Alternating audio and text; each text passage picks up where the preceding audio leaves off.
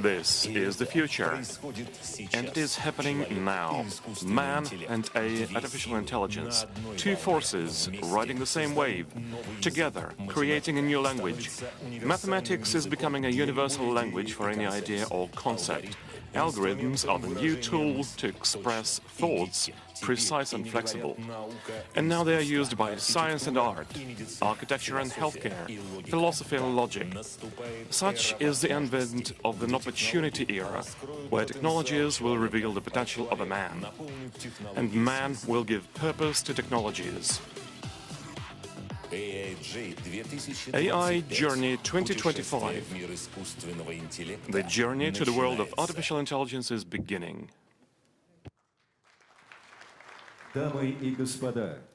Ladies and gentlemen, the President of the Russian Federation, Vladimir Vladimirovich Putin.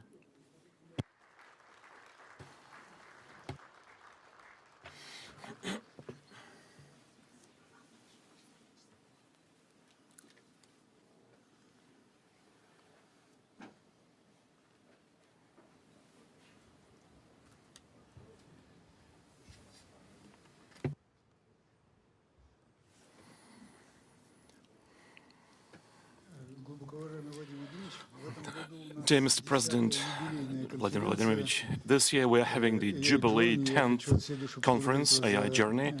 It is with all my heart that I'm thanking you for this regular participation in our conference, for the support of the high-tech sector in our economy. And let me give you the floor.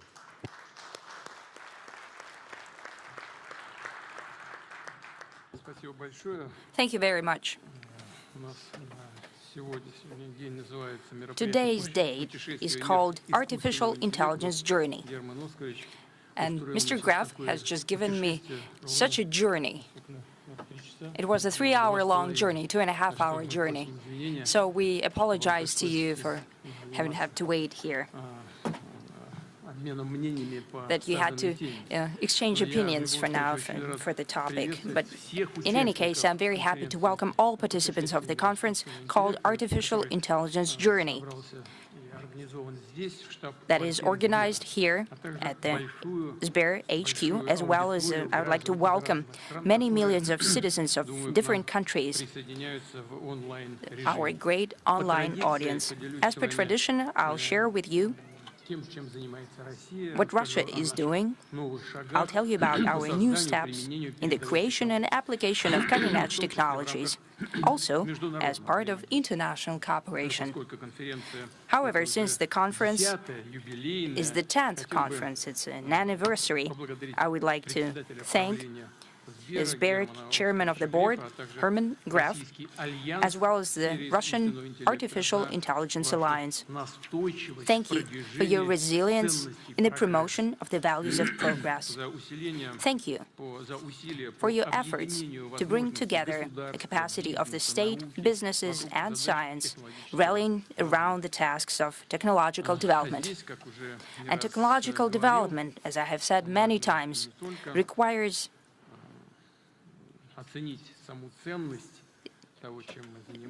to take an evaluation of what we are doing. We also need to move forward, constantly move forward. Having achieved a certain result, not to stop at that, but to bring our joint work to a qualitatively new level, in order not to fall behind the speed and a tremendous scale of changes.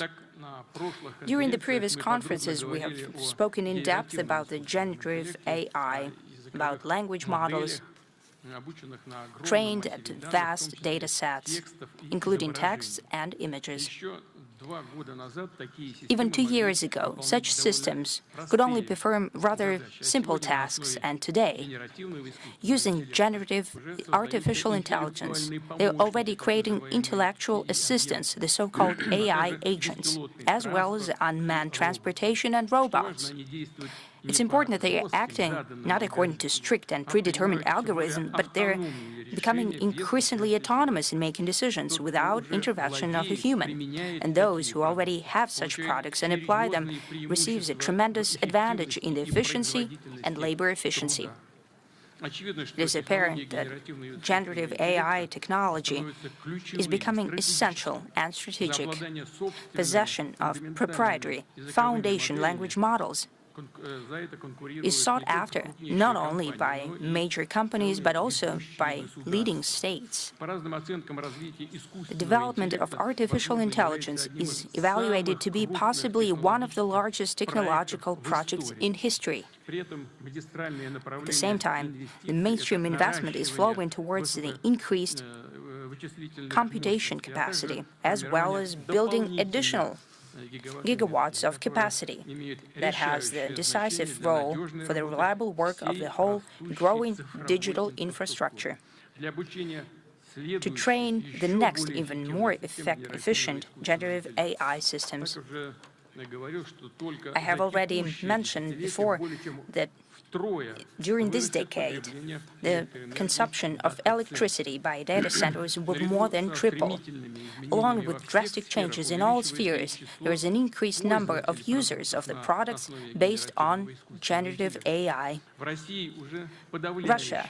In Russia, an overwhelming majority of young people are widely using neural networks and language models for all types of tasks, in studies, in their professional and daily lives. There is another important thing, is that such models produce gigantic mass of new data, and they become an important tool of dissemination of information. And that means that they're capable of influencing values and worldview of people, and to shape mentality of whole states and humanity on the whole. We simply cannot allow to be critically dependent on foreign systems, and for Russia it's a matter of state, technological, and I would say value sovereignty. Therefore, our country should have a comprehensive array of our own technologies and products in generative AI. Primarily, these are national language models, both foundation and small models, for specific sectors. The whole spectrum of such models should be trained and fully controlled by Russian specialists. And I'd like to highlight at all stages, including the testing of the end product. Working on such complex systems should become an important catalyst for strengthening the Russian engineering school in this very important sphere. We should have unique competences across the whole cycle of foundation language models, starting with their training and creation, and ending with adaptation for the needs of specific industries. That is the path pursued by the countries who are trying to ensure their leadership and independence, their sovereignty in this sphere. Number two, it's a basic dimension. That's the whole infrastructure for the development and introduction of such national products, meaning electronic components, data processing centers, and computation capacity, coupled with stable power supply. The tasks that I'm talking about right now are difficult and demanding. We are fully aware of that, and will solve them in partnership with domestic companies. I'd like to note here that products by Sber and Yandex are ranking among top in the world. And during the upcoming presidential hotline, slated for the end of the year, we'll again use GigaChat. This is a language model by Sber, and it has already proven its efficiency during the analysis and systematization of tremendous mass of calls by the citizens. It bears repeating that it's important not only to simply have the homegrown technologies, it's important to ensure their wide practical application and to ensure mass introduction in industry, in transportation, healthcare, public governance, and other sectors. And I would like to go into more detail on this topic. National strategy for AI development states as a goal is that the total input of this most important technology in the GDP of the country by 2030 should exceed 11 trillion rubles.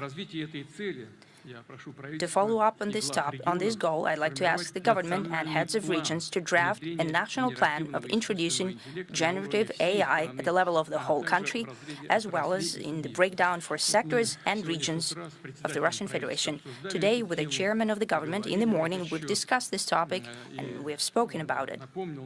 He reminded me that the government has already created a think tank, an analytical center, that works in this regard. 50 people are working in that team.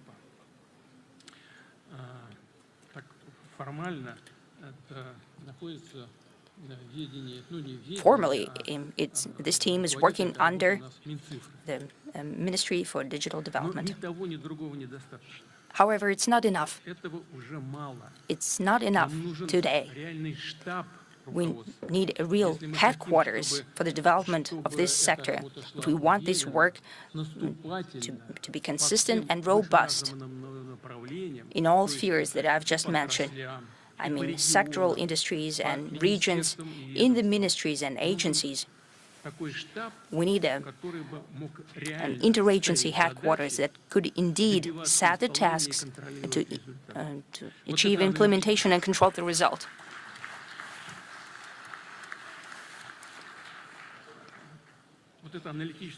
Such an analytical group is good. However, these people do not have the necessary governance resources. That's what's missing. So we need this power behind them. Therefore, I'm asking the presidential office and the government and the ministries and the government as a whole to think about the creation of this headquarters, leading this entire sector, engaging all stakeholders, or possibly they're not even aware that they're stakeholders in these processes, and we should explain it to them all together. I'd like to highlight that this implementation of this plan will become a crucial instrument to shape the demand for national foundation models, essentially a whole market of application of generative AI systems. Products using this technology already by 2030 should be introduced in all key spheres. I'm also talking about such solutions and intellectual assistance, AI agents. They should be used in the majority of governance and production processes. Already in March next year, the government, ministries and agencies should present exhaustive information about the use of AI in economics, in the social sphere and in the regions. The rate of introduction of these technologies in the region should become a crucial metric for annual ranking of digital transformation. I'd like to ask to draft this new ranking using the new methodology already following the results of the next year, 2026. And in this respect, I turn to heads of ministries and agencies and regions. It's not a matter of reports, but it's about deliverables.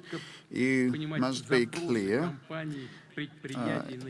about the corporate's demand for innovation, be in constant touch with scientists and engineers, enable testing and practical implementation of novel solutions. Such achievements are displayed in the exhibition area of our conference. I believe they are quite useful. If you haven't seen these, please familiarize yourselves, and also it is important to be able to shape a market to apply the advances of AI. And now we have been talking about that with colleagues, and they told me a lot about how this sphere has been developing. As in any other domain, fortunately or unfortunately, well, I think fortunately, we are capable of shaping the market. We need to introduce certain standards in different types of activity, and those who will be the users of the AI advances should pay for them.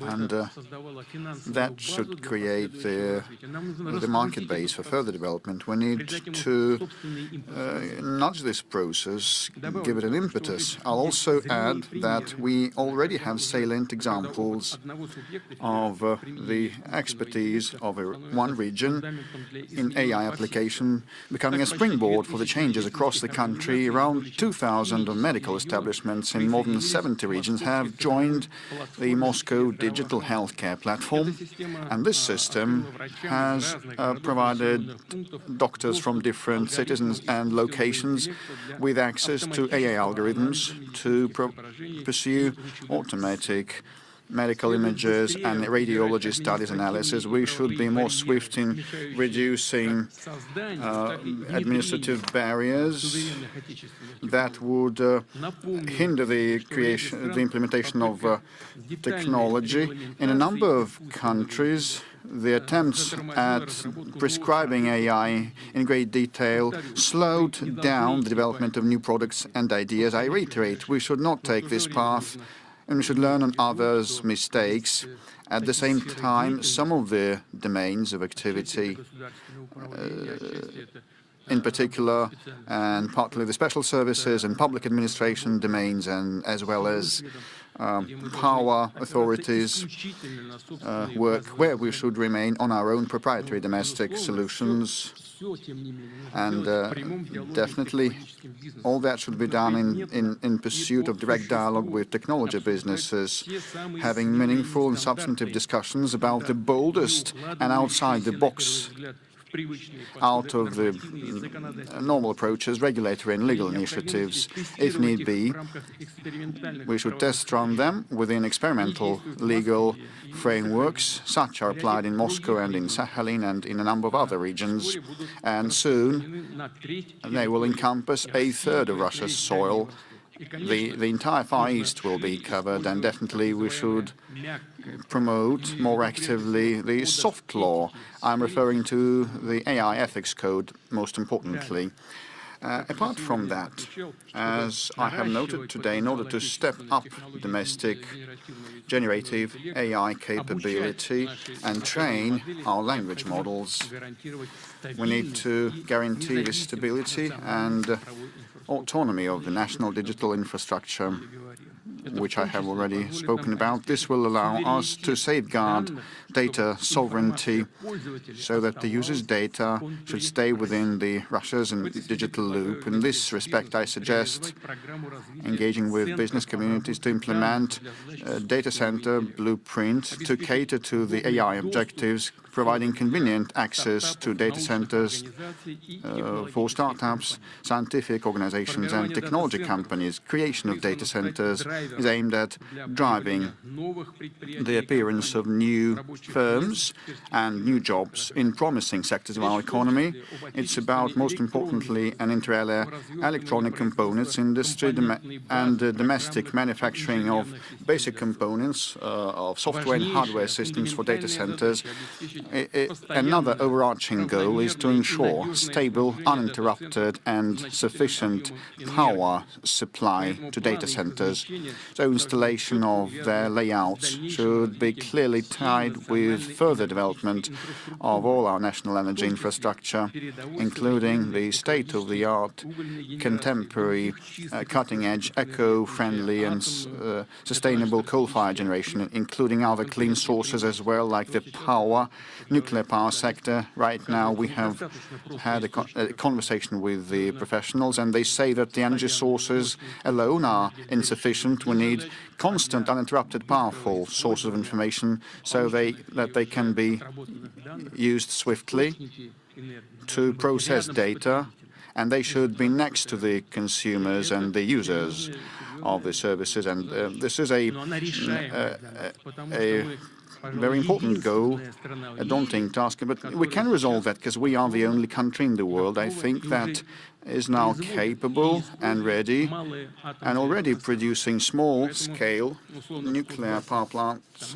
Like in Kuzbas region, you can use coal-fired generation, and in regions where we have hydropower plants, we also can do with their help But, you know, somewhere we have major nuclear power plants, and these are handy and sufficient, but in order the data to be transferred in split seconds to the users, we need to install the small-scale nuclear power plants, but that should be done expeditiously. We have unique solutions that can be utilized for power supply of data centers. We plan to move to pursue the commercial manufacturing of small-scale floating and land-based NPPs. Also will utilize major power plants to feed the data centers, and we're ready to offer our partners overseas such packages, comprehensive packages. With respect to our plans for future, in less than 2 decades, we plan to build 38 nuclear power units in the Urals, Siberia, and the Far East, and that will equal the current capacity of nuclear generation. The growing capability of domestic nuclear power will allow us to consistently expand the computing capacity for the AI. Dear friends, I will separately dwell on the international cooperation of ours. We will be building a joint framework in AI with our partners, working based on the bilateral agreements and in integration groups such as the Eurasian Economic Union, BRICS, and SCO and other formats. And we propose to approach the alignment of our national legislations to deploy AI solutions using the best practices of BRICS community. And definitely we intend to implement joint research projects, and in this respect we also have visible cooperation instances to cite, like the International Alliance for the AI established last year has launched in-depth scientific discussions about how the AI solutions will evolve in the forthcoming decade and what kind of impact will they be for manufacturing, transport and other industries.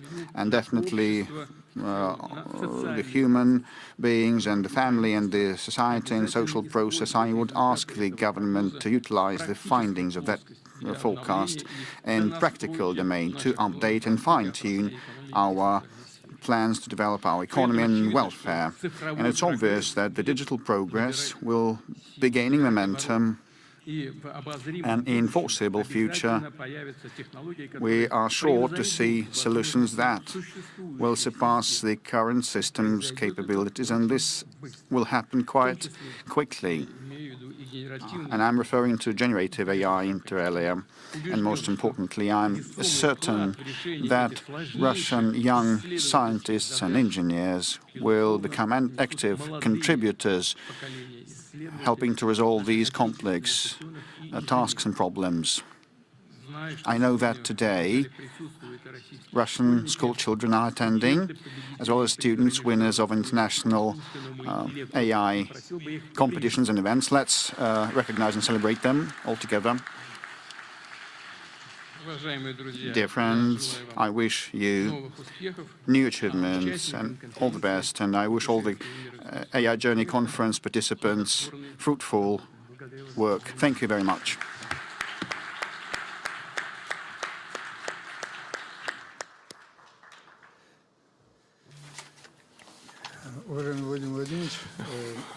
Dear Vladimir Vladimirovich, let me reiterate my words of gratitude for your attention to the issues of technology. I do apologize for spending that much time today to dive deep into this most important and probably most complicated of technologies. I don't think that many national leaders are that aware of technology issues as you are, and thank you very much for the very important notes and tasking that you gave. I would now like to announce that we decided to make an open source resource, our flagship, most advanced models like GigaChat Ultra Preview, GigaChat Lightning, the new speech recognition models, V3, image and video generation, Kandinsky, Kandinsky 5.0, something that we introduced as recently as today at this conference. These models will be distributed under license that will allow even commercial use, and this will become the largest open-sourced project in Europe. All these models will be made totally available open-sourced on an open-source basis. Also today we introduced a humanoid robot, the first humanoid robot based on GigaChat. It can get its bearings in an unknown space, it can work autonomously in this space, and this is certainly a new task in the development of the national robotics and AI. You know, embodied or physical AI. You know, as they say, everything that's new is one way or another based around AI. So this new stage in the development of robotics should have Russia very well represented. We should carve out a space for ourselves in this market, and it's very important for our partner companies, partners in the AI Alliance, including Yandex. It's very important that they are developing this track. What are these models? What do they all mean for us, for corporate leaders, for citizens? You know, just for the people who encounter AI on a daily basis to resolve their routine problems. What do we prepare our children for in an environment where pretty much everyone has access to unlimited number of AI models? All of these issues require considerable reflection upon and transformation. We must be quick enough with these transformations. So we call this panel "The Future with AI." It's obvious that we're going to have to live with the robots, with AI. It's obvious that we're going to have to live with robots living among us. So all of that we must reflect upon. We must design this future so we don't sustain stress, so we don't mete out stressed, unprepared citizens and organizations because they can't fence themselves off these things, these phenomena. And I would like to actually go into this plenary session. We've got three speakers. Our first speaker is Evgeny Burnaev. He is a PhD in physics and mathematics, a professor. He is the director of the Center for AI at Skoltech. I have to say that Skoltech is probably our closest partner, probably the most powerful base in Russia to develop AI. He is the head of the Trainable Intelligence Group at the AI Research Institute.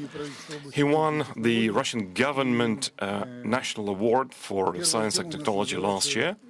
And the first topic to cover is the changes in the industry and in the sectors of the economy driven by AI.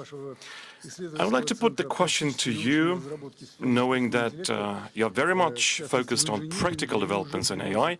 You know, in engineering, AI has benefited many companies practically. So what is your opinion as a scientist? What scientific developments will affect the most significant impact on the industry and economy as a whole? And what is your estimation of the next 3 to 5 years in terms of the appearance of the so-called hybrid labor, where AI is working alongside humans?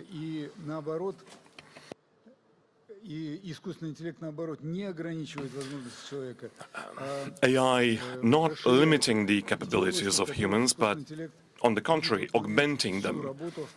What about areas where AI will be working totally autonomously? In your opinion, what opportunities do you see already today, and what is the outlook for the next couple of years? Thank you very much for the question, Mr. Gref, Mr. Putin. You know, the key trend used to be automation in the industry. So a machine was given a certain number of fixed steps to do certain things. You know, an example, in a steel mill, an image is used to analyze the defects in a prefab.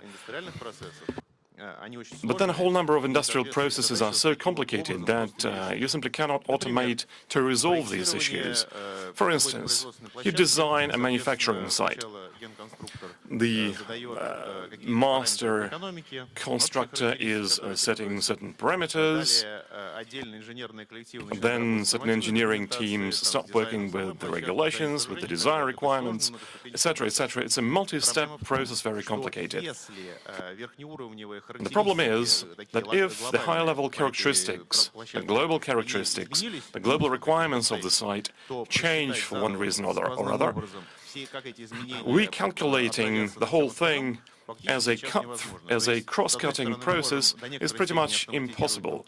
So on the one hand, you can automate the work of individual engineers, but recalculating the whole string of steps is nigh to impossible using conventional tools.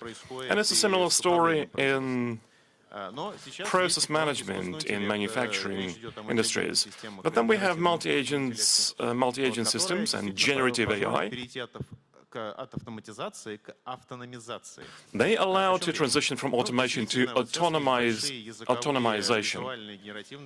We've got all kinds of generative models that can process not just images and texts, but they can process technical drawings. You know, pretty recently we had a joint project with Sberbank to do a project with Roscosmos, and a generative model helps very much to improve the imagery from space. You can use a Gen AI to build an agent. It can write code, it can have memory, it can decompose various objectives into certain sub-objectives, it can manage other agents that resolve these sub-objectives, and then it's a fully fledged solution. So it's a multi-agent system that manages the whole process. And this will allow to transition in the future to largely autonomous organizations, not just factories. It may be autonomous offices, it may be autonomous service companies, etc. So in a sense, it will be an organism of interacting AI agents to manage tech processes, complicated tech processes, manufacturing, logistics, supply chains, finances, energy. It may be applied in public services, in city management, etc. And for Russia, this is a boon. Why? Because we've got a lot of jobs to do, and we are short on people. And I have to say that new professions will emerge. Engineers used to use software to design things, and now they will have to master the skills of using AI to do things with AI. To implement this in the businesses, we need to ensure information security, cybersecurity. We have the tools for this, and we understand how we need to develop this to ensure both the confidence levels and the security, cybersecurity. Now, to make all of this work, we need to do a platform based on AI, AI at the core. And Sberbank has a great foundation for this. We need to build an ecosystem for the various applications. Let me give you a historical parallel. In the 2000s, there was this, on a historical scale, local crisis, the dot-com crisis. But then the investments that were made back then, they were fully recouped, and the internet is very much a part of our life. So the technologies that I'm talking about today for the industry, for all kinds of other applications, the recoupment will come not just in the midterm, but this is a genuinely an investment for the long term. Thank you.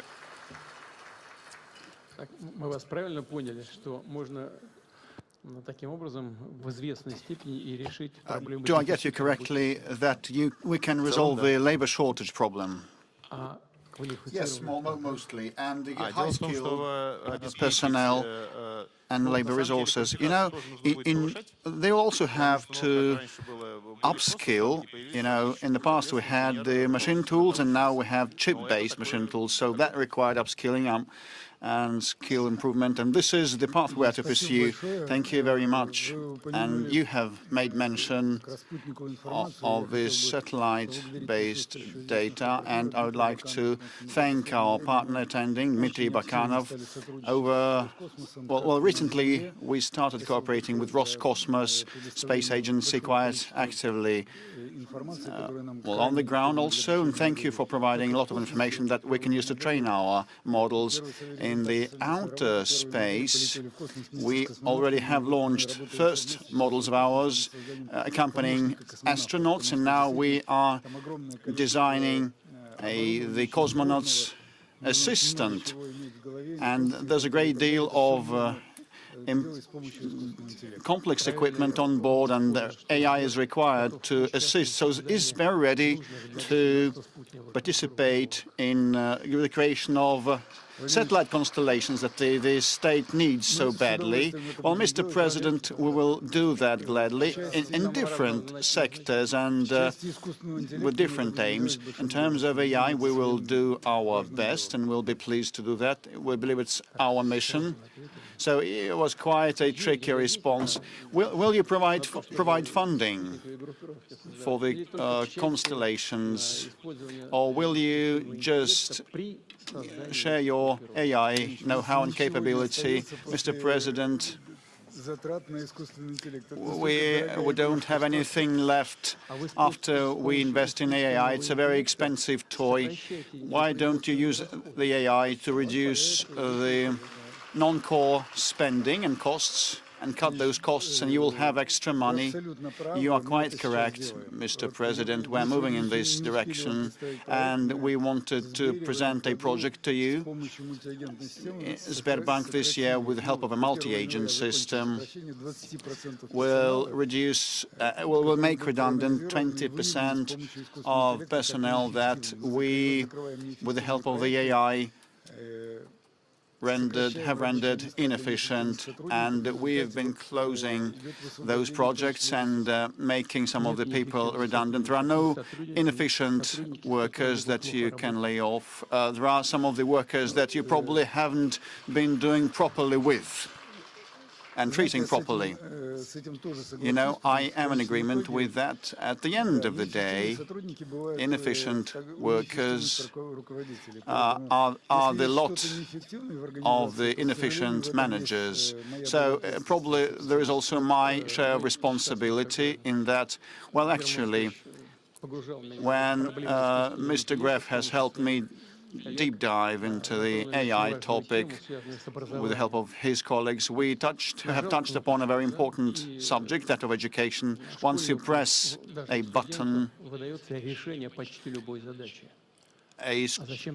you can resolve any problem, any task, solve any task or problem. Well, why then develop one's cognition and thinking? It may sound as a joke, but actually this is quite serious, because kids at school and at college should be trained to think properly and should be taught to think, not just press the button. And this is a daunting task. It's not so simple. One of our colleagues participated, a young man participated in a presentation. He has 5 children. Let's greet him. Let's recognize him now. He has been working for Yandex, as Mr. Gref has prompted me, and he is also active in other domains, on the personal front and the family front. 5 kids. The youngest is 9 months old only, and I've asked him, how are you going to teach your kids to think, not just press the button? You know, jokes aside, He is a very clever man, and he spoke about things that I could not perceive fully or conceive fully, and actually he could not provide an answer to my question. And this is no joke. In this new nascent system, global system, it's going to be quite a challenge, and we cannot allow in this country to have a closely knit community of elite, super intellectuals, the elite, the intellectual elite, and all the other people would play the role of robots pressing the button, and this is not as simple, and this is quite a challenge for the education system of ours and the higher education ministry and school education ministry. We should prompt them and to think.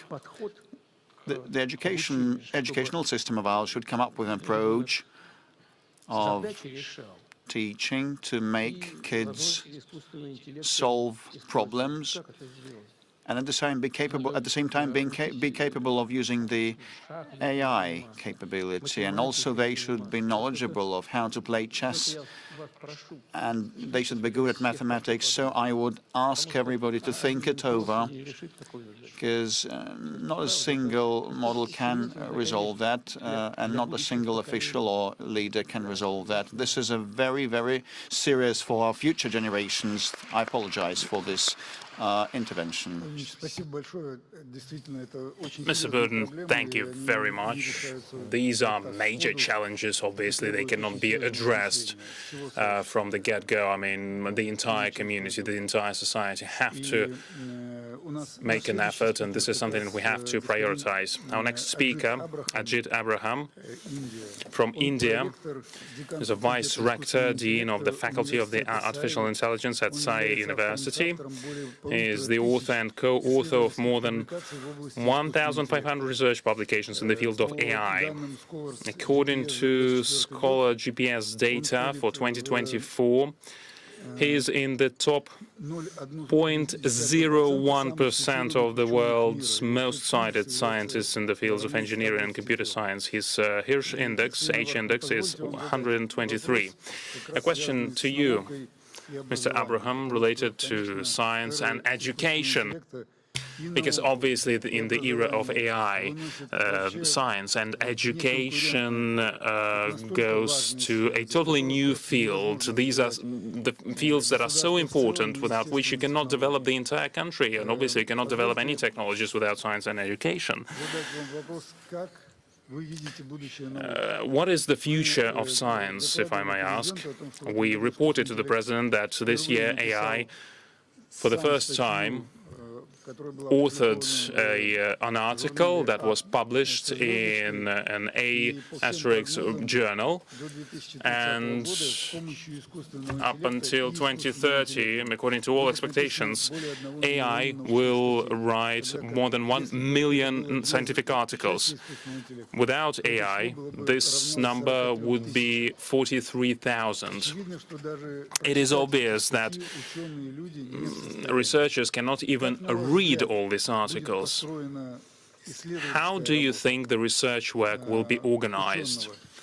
What will scientists do? How will they work? And if you have any ideas, how should we transform education? Because you are working in the higher education system, so how do you transform the higher education system to make sure it is adapted to the era of the generative AI? Please. Thank you. Thank you. First, I will take a few moments to summarize our AI Foresight event. During the last AI journey, as per the advice of President Putin, we organized the Foresight session to understand some of the current challenging problems, future opportunities, and finding ways how we can work together to some of the cutting-edge challenging problems, contributing to the community, to the country, and doing something great to the planet. So we had close to 270 researchers from industry and academia from nearly 36 countries participating in this massive exercise during the last 1 year.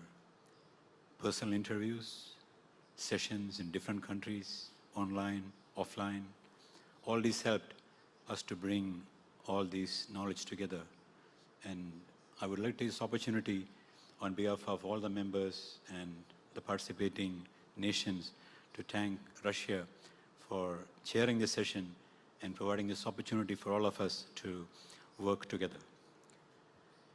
We have seen a massive transformation, how AI is changing the world, from machine learning to transformers to large language models, to multimodal models, to agentic systems, to context-aware systems.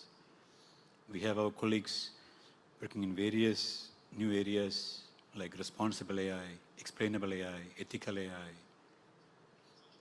digital twins with cognitive capabilities, human and AI working together, systems, something like that. So all these things are changing in a very big way in the technological field. And AI is going to change the way we live, the way we operate, the way we do business, the way we teach our students, the way we do many things in daily life.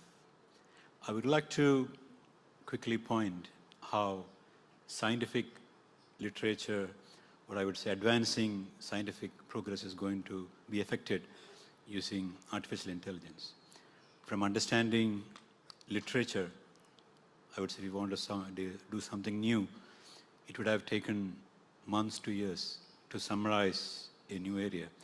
But with generative AI, we can summarize this in few days to few weeks, starting a new area, formulating hypotheses, doing experiments, analyzing data, augmenting data. Sometimes we don't have the data, but we can augment using various generative AI tools. All these will definitely speed up scientific discovery, and even we can improve the results within few days to few weeks, which would have taken sometimes months to years, 5-10 years ago. So I think AI is going to change in a very big way, and there could be questions about our own existence, whether scientists will lose our job. Apparently no. A scientist will be working like a lab by doing multiple things, accessing various data points, problems. We can scale up our own productivity, our own research, contributing a lot of things to the community, which will all speed up scientific discovery and the way many things would progress in the planet. Some of us could ask, will AI affect cognitive abilities, will take away critical thinking? But again, without that, without critical thinking, without reasoning, without cognitive abilities, we might not be able to challenge these platforms so that we can get the best fruits out of these platforms. It is taking in a very different dimension, from smart homes to smart cities to manufacturing hubs, smart transportation systems, smart hospitals.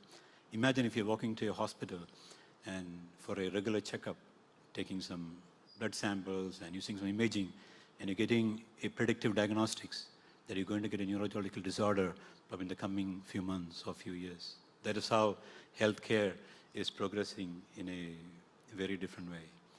From the Indian context, the government of India is doing a lot of wonderful things. The AI mission invested about $1 billion for sending technologies from urban areas, rural areas, helping various stakeholders in various aspects, from manufacturing, healthcare, agri-tech, media, legal tech, so in all spheres, the government of India is doing wonderful things.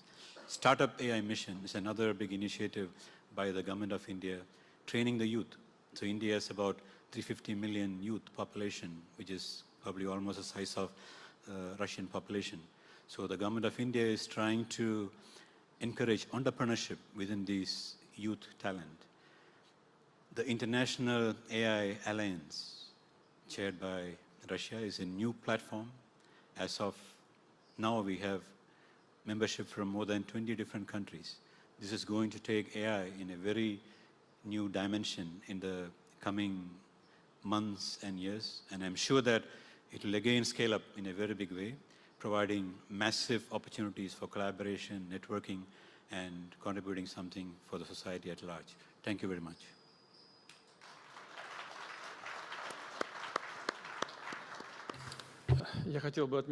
I just want to note that, most importantly, we cooperate with our Indian friends and will keep doing so. I know that next February India will host an AI summit, and we will gladly participate. And I hope, and I'm sure, that the event of our Indian friends will be having all the perfect arrangements. And as regards the cognitive capability of humans, just before your intervention, I have said that we should not have a siloed intellectual elite that will use and utilize the AI capability for its own sake and for its own benefit, and the bulk of our population will just be basic users pressing the buttons and getting the necessary responses, and we should preclude such situation from taking place. And I have indirectly mentioned also that we are to create our own proprietary domestic platforms on our own knowledge base and building upon our history and traditional values. What am I referring to? When we speak about the cognitive capabilities development, we need the majority of our people to ripen these fruits, and at school you can press the button and instantly get a response to any question that your teacher might ask, and you needn't think for that. And needn't reason. In foreign languages too, just endeavor a young person of today and try to convince him or her that it is necessary to study foreign languages, to learn foreign languages, and they will tell you, they will ask you why. Why on earth? I will just ask either a Lisa assistant or Mr. Gref using his chatbots, and you'll get instantly things translated and interpreted online. Why study foreign languages then? Why learn them? This is the way they retort. Or you can use voice recognition and simultaneous interpretation models. What's the point? But actually, I think that people should be capable of choosing the proper, correct answer for each of the questions, and we should bring it home to the young ones, because learning a foreign languages does not solely mean using that in everyday life or at work.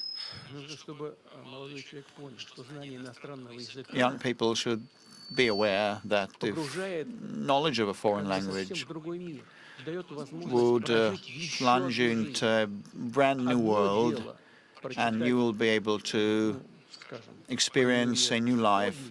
Because, you know, reading War and Peace in the original and in a translated version will be two different things. And if you read Heine in the original or translated, that would be a big difference. There are very many nuances, and no translation can be 100% precise, because there are all the minor points and intricacies and peculiarities of the author's style that no translation can convey.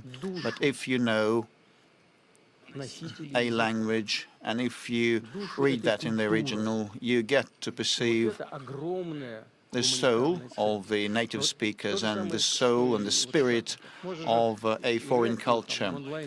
Same refers to playing chess. You can play online. and you can get connected to a network, and computers may help you win. Well, will you be satisfied, or will that be a deception, and this will be a stolen victory? Just now, a girl has told us how Sberbank helps athletes pursue fair arbitration at sports events, because fans know that mistakes are frequent, and this frustrates the fans and also the players. But when you have a deserved win, a fair win, that will give you a buzz, and that has to do with our cultural code. And when we feel this integrity inside ourselves, and when we derive this intellectual, emotional pleasure, these are very fine things, and these are precious ones. And if we are capable to ensure that at school and at university, I mean, this specific approach to education, only then we will be able to utilize the AI capability to the maximum benefit of ours and obtain good results. Thank you.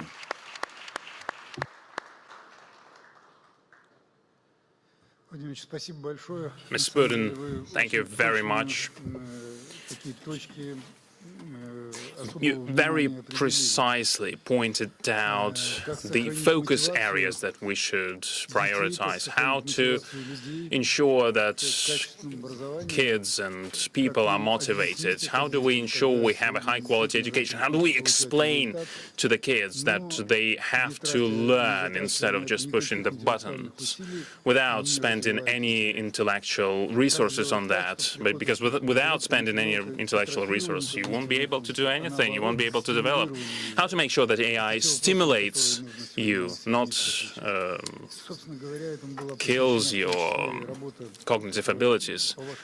And according to your initiative, the project was launched and it was led by the scientists, and Ajit Abraham has mentioned that. I'd like to thank our partner on AI Alliance, and Kirill Mitriev from the Russian Investment Fund invested a lot in that and contributed a lot.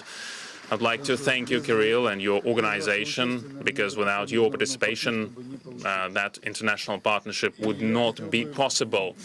And I would like to ask our next speaker, I would like to give them the floor, Chen Tufan from China. He is a great expert who has worked in various technology companies for a decade.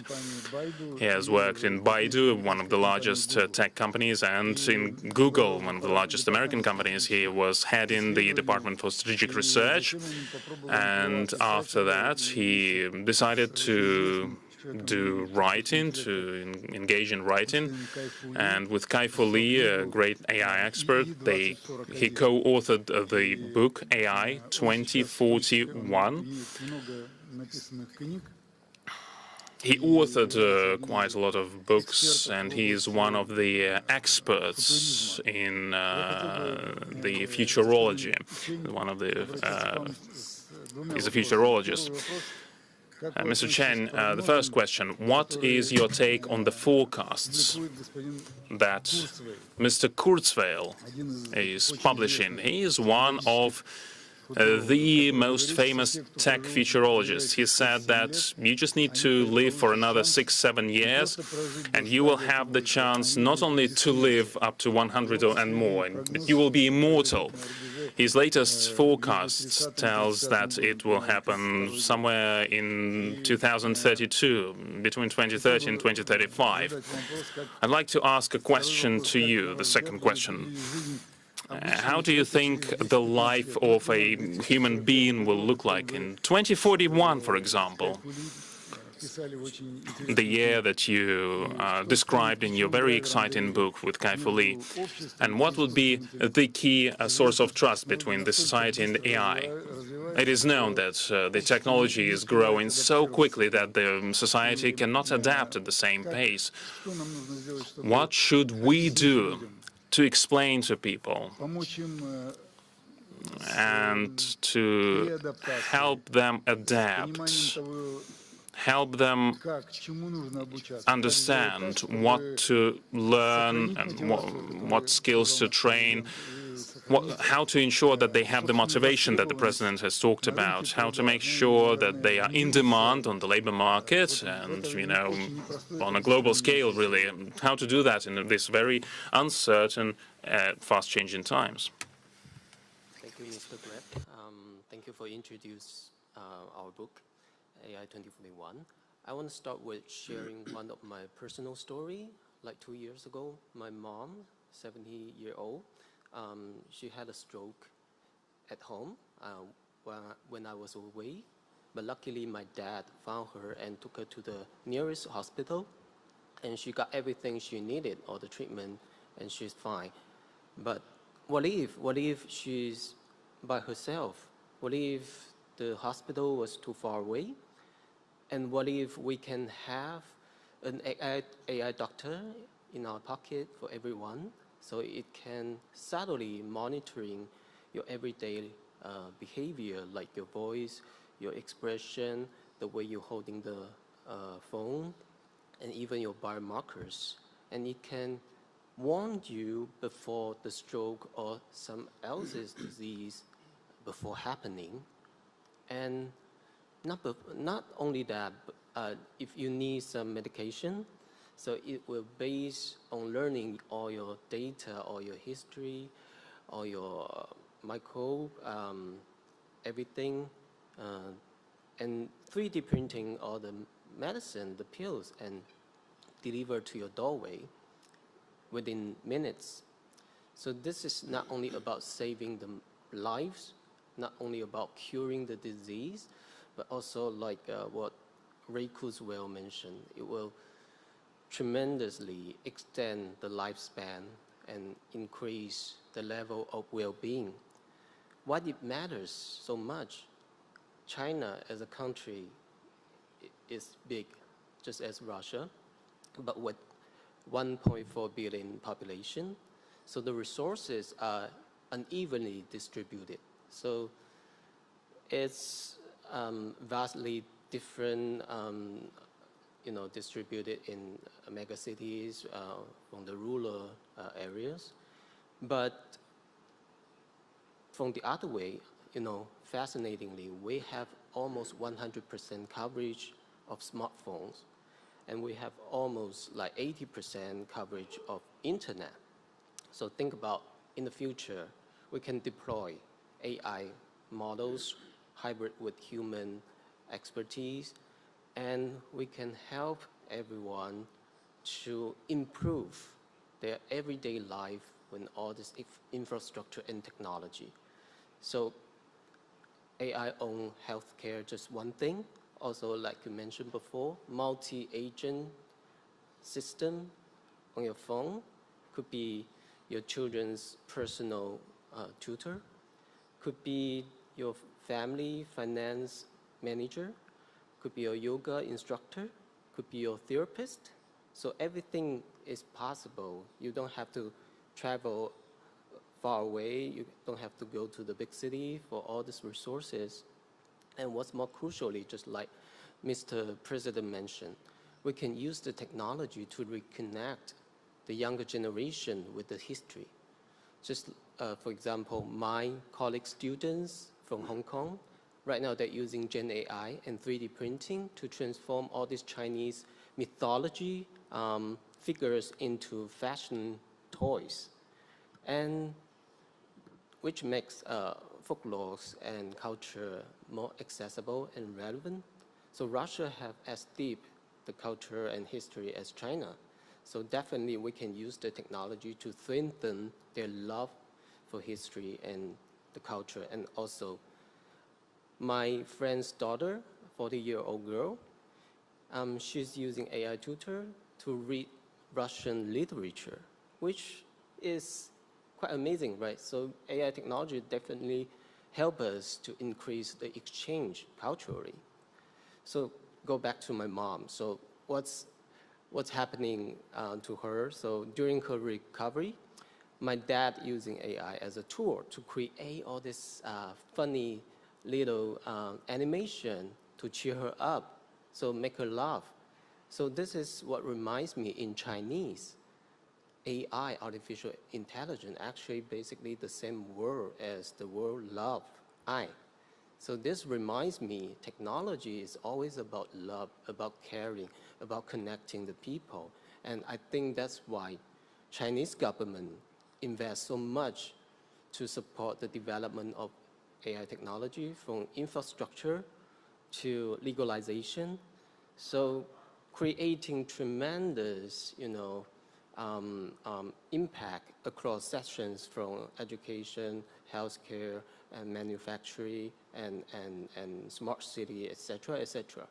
And this is, as a science fiction writer, I really want to invite everyone to imagine a bright, optimistic, and constructive future about the technology together. So thank you. Thank you so much.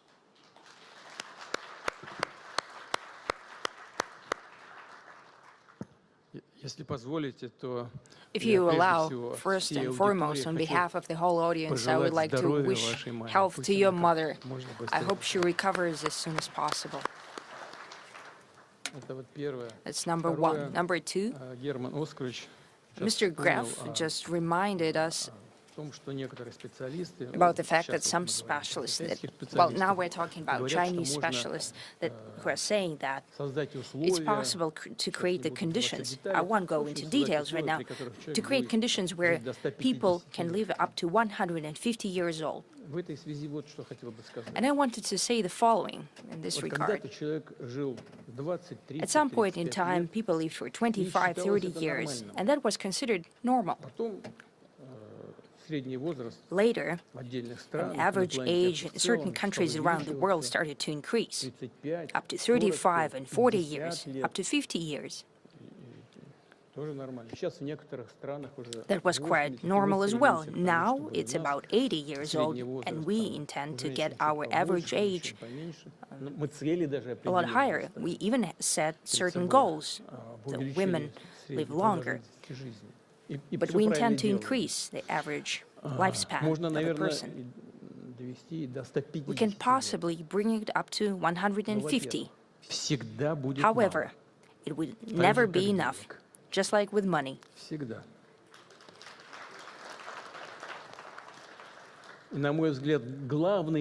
I think that the main question here is not how long you live.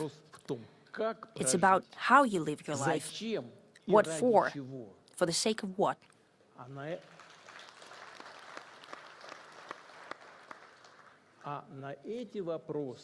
And as for these questions, the answers lie within our traditional values. And there is no irony here.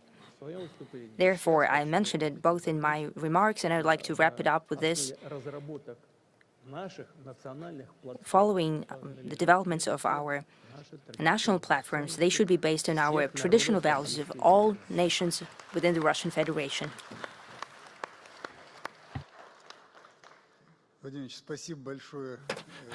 Vladimir Vladimirovich, thank you very much for your participation, for your comments. I noted the response of a healthcare minister when you spoke about the 150 years of life expectancy. I think we should merge the healthcare ministry and the Ministry for Digital Development so we achieve the 150 as soon as possible. Well, one thing is obvious. It is that we are moving very quickly into a fundamentally new era in the life of mankind. We discussed it today that Industrial Revolution took 200 years to happen in the world. This Industrial Revolution is going to take only 20 years. And even on the scale of human life, it's a very short stretch of time. So, in our opinion, we should make our contribution. Mr. Putin said that it is important, the questions are important, how to live and why live. People need to be helped to gradually enter this era without the tumult, without the stresses, and not lose anything along the way. Together with our colleagues, we will be trying to deliver on this mission, the why and the how. Ensuring the development of the technologies, the competitiveness of the country, but stay short of cataclysms, of stresses that will affect millions of people that have no direct relation to the development of this technology. It is our responsibility to adapt the technology in a way that will make the lives of these people better, in ways that will make healthcare more accessible right across the country, to make education more accessible for all the people, and make all the digital services more accessible so that people live a bit longer and a bit more happy, just a bit happier. And to this end, we are uniting into this network, creating the International AI Alliance. Mr. Putin, last year you launched this alliance, the signing of the agreement on the alliance, and this year we are expanding the number of countries that are signing their accession declaration. May we proceed with the ceremony? Please, colleagues, go ahead. The ceremony for the accession of new members to the AI Alliance. Dear participants of the AI Journey Conference, let us welcome the new members of the AI Alliance. Very warm welcome to the new representatives of AI alliances, national AI alliances and AI institutions from 11 countries who are joining the alliance both in presence and by remote. Brazil, Vietnam, India, Congo, Oman, Turkey, Chile, and Egypt, Kenya, Tanzania, South African Republic. Please take the tablets, support the new members, and accept the invitation to the International AI Alliance.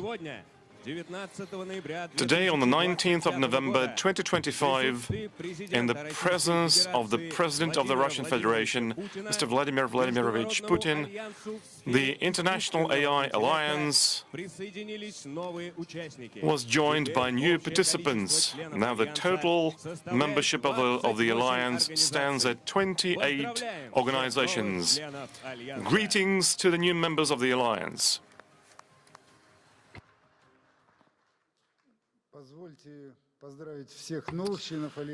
Greetings to all the new members, the current members.